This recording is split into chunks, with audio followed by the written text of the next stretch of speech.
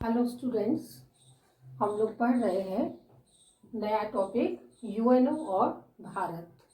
UNO के बारे में हम विस्तृत जानकारी ले चुके हैं। एक पूरा नया लेसन के रूप में हम इसको पढ़ चुके हैं कि यूएनओ क्या है, इसका संगठन कैसे बना, इसके कौन कौन से अंग हैं, यूएनओ का कौन कौन सी उपलब्धियां रही, इसकी कौन कौन सी चुनौतियां थी, जिससे यूएनओ ने क्या किस रूप से उसको उजागर किया है और किस रूप से उसका समाधान किया है। यूएनओ क्या है ये हम लोग भली भांति जानते हैं। तो ये जो टॉपिक है हमारा यूएनओ और भारत, ये उसी से रिलेट करता है। तो ये कभी कभी यूएनओ क्या है उसके अंगों की जानकारी के साथ साथ कई बार 10 नंबर के प्रश्न के साथ में आ जाता है। यानी 20 नंबर का जो प्रश्न बनता है हमारा, तो 10 न उसको 2 भागों में डिवाइड कर देते हैं। तो एक भाग यूएनओ और भारत हो सकता है और दूसरा भाग यूएनओ क्या है और उसके अंगों की विशिष्ट जानकारी हो सकता है। तो कई बार ऐसा हुआ है कि कई बार 5 नंबर के प्रश्नों में और कई बार एक मेन प्रश्न जो 20 नंबर का प्रश्न है उसके साथ जुड़कर लगभग 10 नंबर के प्रश्न के रूप में ये आया है। तो हम शुरू करते हैं कि किस रूप में यूएनओ और भारत के संबंध रहे हैं और किस रूप में भारत ने यूएनओ का समय समय पर साथ दिया है। हम सभी जानते हैं कि यूएनओ संयुक्त राष्ट्र संघ जो है एक विश्व शांति का संगठन है जो विश्व की शांति को बनाए रखने के लिए लगातार प्रयासरत है और अपने प्रत्येक कार्य को इस हिसाब से करता है कि वो विश्व शांति के लिए ही हो, वो एक सार्वभौमिकता के रूप में हो और कोई भी कार्य ऐसा न हो जिससे किसी विशिष्ट राष्ट्र को लाभ होता हो। तो पूरे विश्व के राष्ट्रों को लाभ पहुंचाने के लिए सार्वजनिक दृष्टि से उत्तम रूप से कार्यरत है। तो हम सभी को ज्ञात है कि यूएनओ के 193 सदस्य हैं। उन सदस्यों में से भारत एक है और उसने बहुत सारी चुनौतियां जो यूएनओ की चुनौतियां हैं उनके लिए अपना कार्य किया है या हमेशा यूएनओ का समर्थन किया है। ये चुनौतियां क्या हैं इनको हम बारी बारी से पढ़ते हैं। तो चुनौतियों में पहली चुनौती है गरीबी उन्मूलन, कि भारत एक जनसंख्या आधिक्य वाला राष्ट्र है। गरीबी भारत में भी कम नहीं है, लेकिन यदि हम विश्व के अन्य राष्ट्रों की तरफ थोड़ा सा और अधिक ध्यान दें तो हमें ज्ञात होता है कि भारत से अधिक भी बहुत गरीब राष्ट्र हैं जहां पर लोगों को 2 वक्त की रोटी मिलना बहुत ही बड़ी बात होती है। तो ऐसी समस्या का समाधान हेतु भारत सदैव यूएनओ का साथी बना।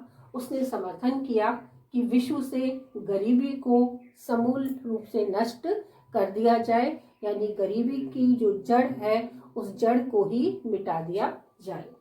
उसके बाद कहते हैं हम जलवायु परिवर्तन की, जिसे हम ग्लोबल वार्मिंग के नाम से जानते हैं, कि पूरा ग्लोब यानी पूरा विश्व गर्म हो रहा है और उस गर्म का वजह से हमारी जलवायु में जो परिवर्तन हुआ है, हमारे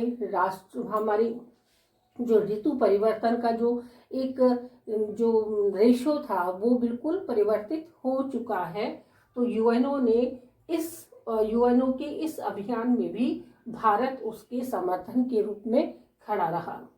आतंकवाद, इसे भी हम पूर्ण रूप से पढ़ चुके हैं कि आतंकवाद क्या है और किस रूप में आतंकवाद कहाँ किस रूप में बढ़ा, और उस आतंकवाद को मिटाने के लिए भी भारत करबद्ध समर्थता रखता है। जिस प्रकार से भारत से आतंकवाद का समापन हुआ है और उसी तरह से विश्व आतंकवाद के लिए खात्मा के लिए भी भारत सदैव प्रयत्नशील रहा है।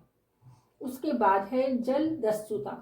जलदस्युता का अर्थ होता है जो बड़े बड़े समुद्र हैं हमें ज्ञात है कि इस धरती पर 70% पानी है और केवल 71% पानी है।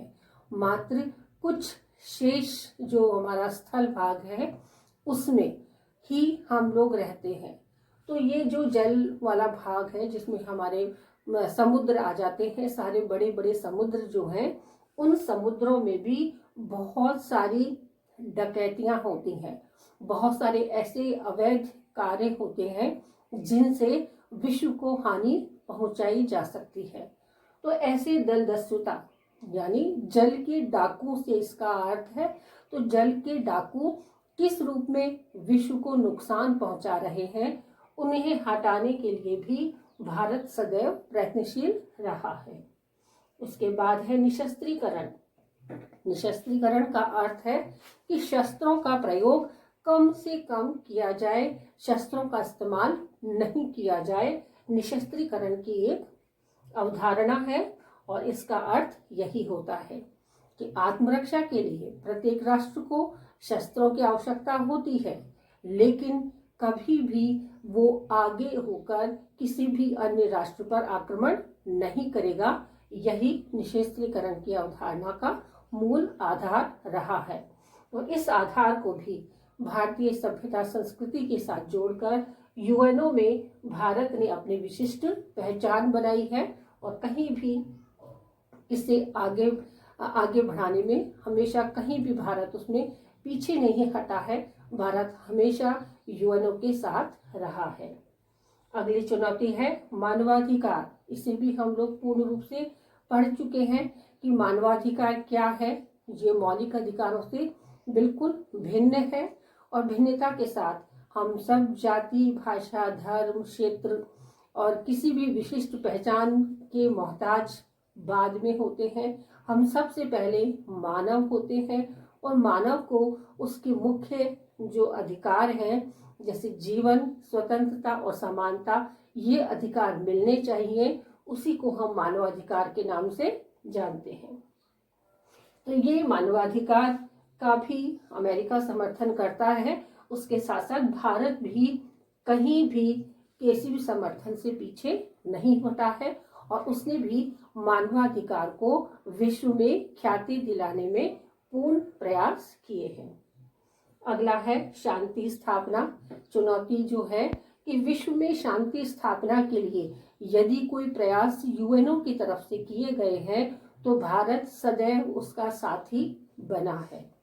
कि कहीं भी कोई भी समस्या आई है, यूएनओ के सामने बहुत सारी समस्याएं रही हैं और उन समस्याओं का समाधान भारत ने सदैव शांति की स्थापना के साथ साथ जो गुटनिरपेक्षता की अवधारणा हमारे भारतीय राजनेताओं की तरफ से और हमारे प्रमुख भारतीय प्रतिनिधियों के माध्यम से जो चलाई गई थी, गुटनिरपेक्षता नेहरू के द्वारा जो चलाई गई थी, उसकी स्थापना की वजह से और पंचशील के सिद्धांत जो नेहरू ने चलाए थे प्रधानमंत्री बनने के बाद, उसे मुख्य आधार बनाकर संपूर्ण विश्व में शांति की स्थापना करने के प्रयास किए हैं।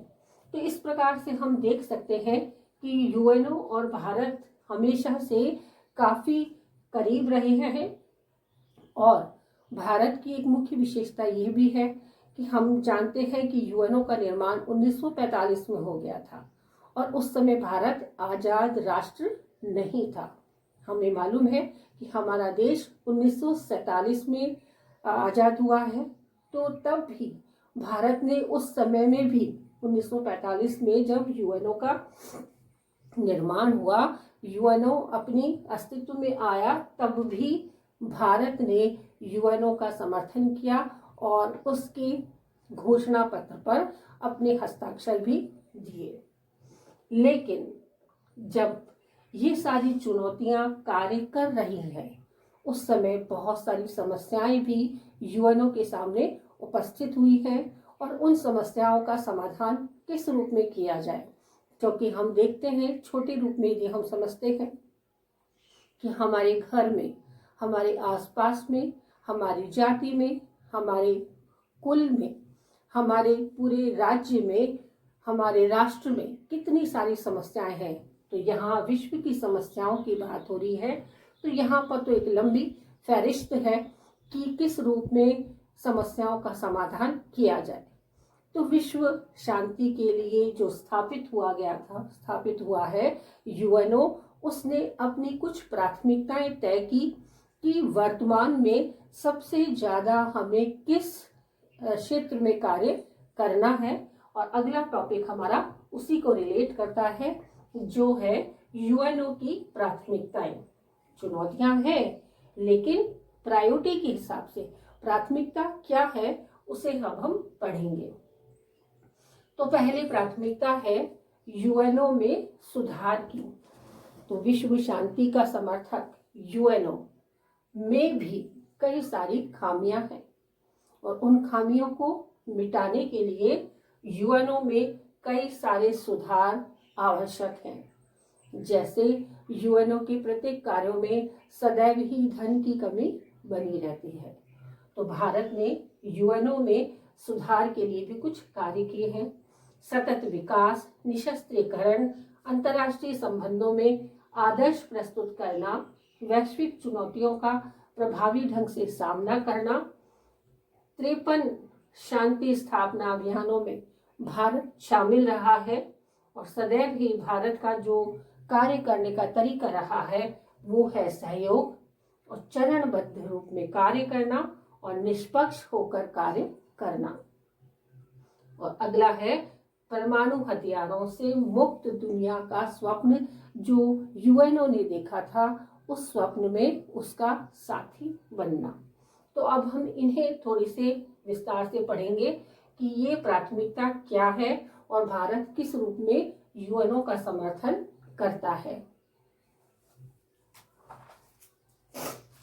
भारत ने संयुक्त राष्ट्र संघ के उद्देश्य एवं सिद्धांतों का लगातार जो समर्थन किया था, उस क्योंकि यूएनओ विशेष रूप से विश्व शांति स्थापना के लक्ष्य को लेकर आगे बढ़ रहा है। भारत अपने आप में विशेष योगदान द्वारा और यूएनओ को और मजबूती से अपनी आवाज बुलंद करने के लिए समर्थन करता है। वर्तमान की समस्याएं और चुनौतियों का विरोध करने में सदैव भारत यूएनओ का साथी बना है। ये चुनौतियां हैं गरीबी उन्मूलन, जलवायु परिवर्तन, आतंकवाद, जल दस्युता, निशस्त्रीकरण, मानवाधिकार, विश्व शांति जैसी कई बहुपक्षीय समस्याएं हैं जिनमें हमेशा से भारत यूएनओ का समर्थन करता आ रहा है। संयुक्त राष्ट्र संघ के भूतपूर्व महासचिव कोफी अन्नान के अनुसार पिछले 2 दशकों में भारत ने अपनी सरकार से अधिक प्रयासों से तथा भारतीय विद्वानों, सैनिकों और अंतर्राष्ट्रीय सिविल कर्मचारियों के माध्यम से यूएनओ में प्रचुर योगदान दिया है। अपने सशस्त्र बलों का अनुभव एवं व्यवहारिकता ने बार बार यूएनओ की शांति स्थापना में अपना योगदान देकर अंतर्राष्ट्रीय राजनीति में अपनी विशिष्ट पहचान बनाई है। कई बार भारत गारंटर की भूमिका में रहा है और कई बार समर्थक की भूमिका में, जिससे यूएनओ की प्रणालियों को और अधिक सुदृढ़ता प्राप्त हुई है। भारत में गुटनिरपेक्ष आंदोलन, विकासशील देशों के समूह G77 का गठन किया है, जिसमें महत्वपूर्ण प्रयासों से विश्व की आर्थिक और राजनीतिक व्यवस्थाओं को और अधिक सुदृढ़ता प्राप्त हुई है। यूएनओ के चार्टर अनुच्छेद 53 में इस बात का उल्लेख है कि बहुपक्षीय संगठन उच्च जीवन स्तर, पूर्ण रोजगार तथा आर्थिक सामाजिक प्रवृत्तियों को बढ़ावा देना यूएनओ का मुख्य कार्यक्षेत्र रहेगा। विगत दशकों में यूएनओ सुरक्षा परिषद, अंतर्राष्ट्रीय मुद्रा कोष तथा विश्व बैंक जैसे अंतर्राष्ट्रीय वित्तीय संस्थाओं में सुधार के लिए आह्वान किया है। भारत ने आतंकवाद के सभी प्रकारों के प्रति शून्य सहायता दृष्टिकोण अपनाकर भी उसकी वकालत की है। इसलिए भारत में 1996 में आतंकवाद मिटाने के लिए एक व्यापक प्रारूप प्रस्तुत किया, जिसका उद्देश्य कानूनी रूप से आतंकवाद को समाप्त करने का रहा है। भारत ने जन निधि जैसी संयुक्त राष्ट्र निधियों में भी अपना योगदान दिया और भारत 2011-12 में यूएनओ का अस्थायी सदस्य भी रह चुका है और भारत सुरक्षा परिषद में 7 बार अस्थायी सदस्यों की श्रेणी में रह चुका है और वर्तमान में भी यूएनओ में फिर से भारत 8वीं बार अस्थायी सदस्यों के रूप में आ चुका है। तो इस तरीके से हम देखते हैं कि भारत ने पहला जो मुख्य कार्य किया गरीबी उन्मूलन के लिए कि पूर्ण रोजगार देना लोगों को और उच्च जीवन स्तर के लिए कार्य करना और जो क्षेत्रीय संगठन है उन्हें बढ़ावा देकर जो गरीबी उन्मूलन का सपना यूएनओ का पूर्ण किया है या उसका साथ दिया है, ये एक आदर्श प्रस्तुत करता है। यूएनओ की प्रक्रियाओं में भारत सदैव से ही सतत विकास के लिए पूर्ण कार्य श्रेणी में आ चुका है। सतत विकास का अर्थ यह है कि यूएनओ सदा ही कार्य करता रहता है और उन कार्यों में कहीं ना कहीं प्रत्येक राष्ट्र कुछ स्वार्थी हो जाता है, लेकिन भारत की जो संस्कृति रही है, भारत की जो सभ्यता रही है, उस सभ्यता और संस्कृति के दायरे में रहकर भारत ने यूएनओ को सदैव समर्थन दिया है। उसने अपने स्वार्थी पक्ष को दूर रखा है और विश्व में एक आदर्श प्रस्तुत किया है। 53 शांति स्थापना अभियानों में वैसे तो भारत 8वीं बार भी इसमें शामिल हो गया है, अस्थायी सदस्यों की श्रेणी में आ चुका है। यूएनओ का जो मुख्य प्रभावी अंग है दूसरा सुरक्षा परिषद, उस सुरक्षा परिषद के अस्थायी सदस्यों की श्रेणी में आना भी एक बहुत बड़ी महत्वता का कार्य है और उसी महत्वता के कारण भारत ने अपनी एक विशिष्ट पहचान बनाई है। और विशिष्ट पहचानों में यदि हम समकालीन प्राथमिकताओं की बात करते हैं तो यूएनओ में सुधार की जो प्रक्रिया है उसमें भी लगातार भारत ने समर्थन दिया है। सतत विकास, आतंकवाद का विरोध, निशस्त्रीकरण, अंतर्राष्ट्रीय संबंधों में आदर्श प्रस्तुत करना और कई वैश्विक चुनौतियों का सामना कर उन्हें प्रभावी ढंग से प्रस्तुत करना रहा है। गरीबी उन्मूलन, जलवायु परिवर्तन, समुद्री डकैती को रोकना भी भारत का प्रमुख कार्य रहा है। शांति स्थापना व मानवाधिकारों को बढ़ावा देना भी यूएनओ में मुख्य रहा है और भारत ने सदैव इसका समर्थन किया है। सहयोग और साझा सिद्धांतों को अपनाकर एक व्यापक, नियोजित और संतुलित परिणाम देना भारत का मुख्य मकसद रहा है। भारत ने 53 शांति स्थापना अभियानों में अपनी भागीदारी दी और एक गौरवपूर्ण इतिहास रचा है, जिससे अन्य राष्ट्रों को भी प्रेरणा मिली है और अन्य राष्ट्रों को इससे प्रेरणा लेनी चाहिए। भारत समयबद्ध, सार्वभौमिक, निष्पक्ष, चरणबद्ध परमाणु हथियारों से मुक्त दुनिया का जो लक्ष्य लेकर चला है उसे भी वो पूर्णता की ओर पहुंचाने में सक्षम है। 1998 में आम सभा के एक विशेष अधिवेशन में राजीव गांधी कार्य योजना इसका एक प्रत्यक्ष प्रमाण रहा है। इस रूप में हम देख सकते हैं कि भारत और यूएनओ के संबंध काफी प्रगाढ़ता लिए हुए हैं। जब जब यूएनओ को भारत की आवश्यकता पड़ी है तो भारत ने उसमें विशेष योगदान देकर अपनी विशिष्ट पहचान तो बनाई ही है और भारत का जो परचम है, भारत की जो सभ्यता और संस्कृति है, उसे भी विशिष्ट स्थान दिलवाया है।